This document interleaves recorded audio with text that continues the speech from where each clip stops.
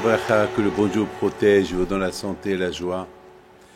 Que le bon Dieu vous donne tout ce que vous désirez, si Dieu veut. Bisrot Rabbeinu Pinto. Nous sommes en pleine guerre. On entend des sirènes. On court à gauche et à droite. Encore des fois, je me suis trouvé en plein sur les autoroutes. Il fallait qu'on s'arrête, sortir dehors. Et on voit des missiles.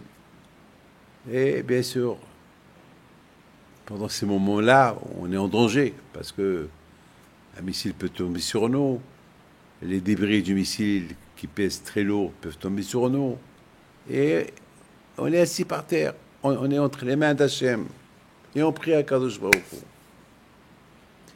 Bien sûr, mes amis, chacun il fait des efforts pour rester vivant.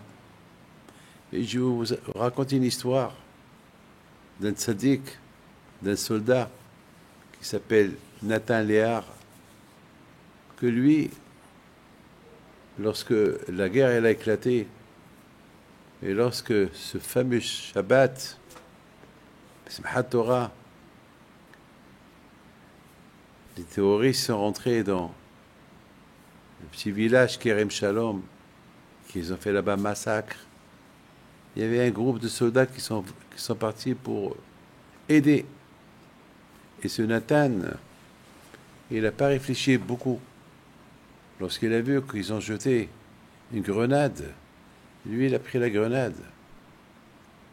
Il a sauvé la vie de d'autres. C'est lui qui a reçu toute la grenade en lui.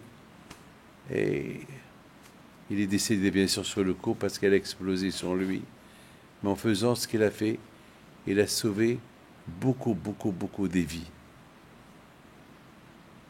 Il y a des gens, mes amis, que ils n'ont pas le temps de réfléchir. Vous savez, on dit toujours, sauf ma'aseh ma'shavat hila. Avant de faire quelque chose, il faut réfléchir. Et ça vaut la peine ou ça ne vaut pas la peine. Il faut toujours calculer. Il faut avoir un ordinateur dans la tête. Est-ce que tu fais bien, tu ne fais pas bien? Pour le shlom bayit, c'est pareil. Beaucoup des fois, on ne réfléchit pas, on répond. Et il y a une guerre entre le couple et parfois ça peut se terminer avec un divorce. Beaucoup des fois, les gens ils crient dans la synagogue, ils disputent à la synagogue. Et à la fin, ils regrettent. Pourquoi elle a commencé à crier? Pourquoi? Dans la vie, il faut toujours réfléchir. Avant de faire quelque chose, il faut réfléchir.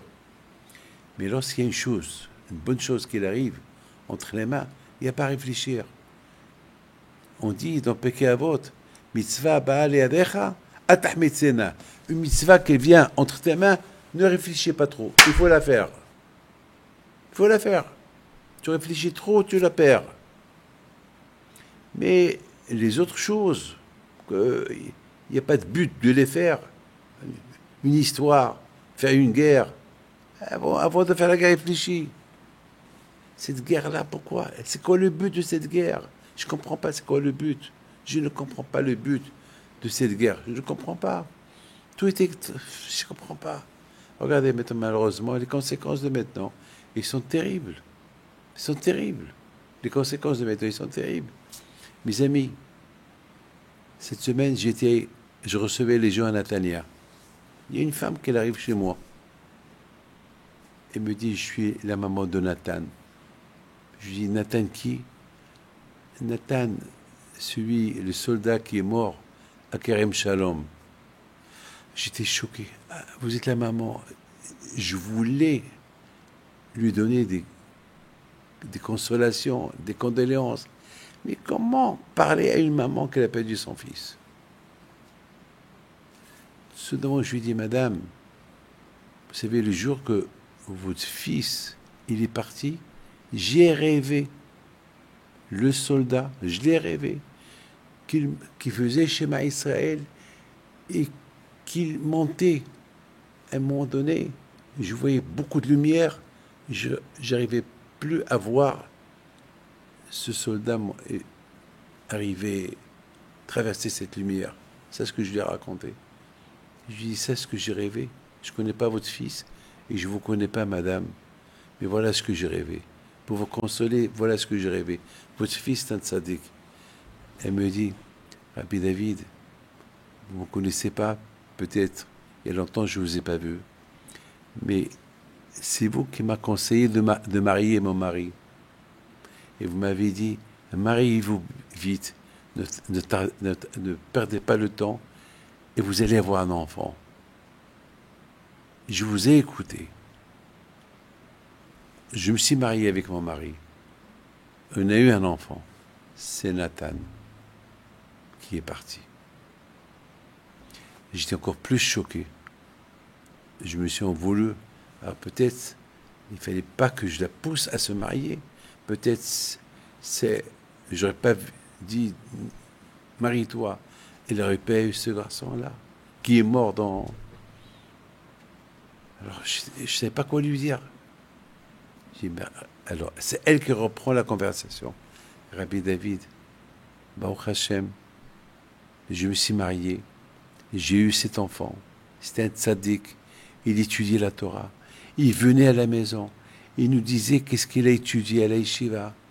Donc, j'ai donné à Hashem, il m'a donné un tzaddik, et il est reparti tzaddik. Et je remercie Akadosh Baruch Hu.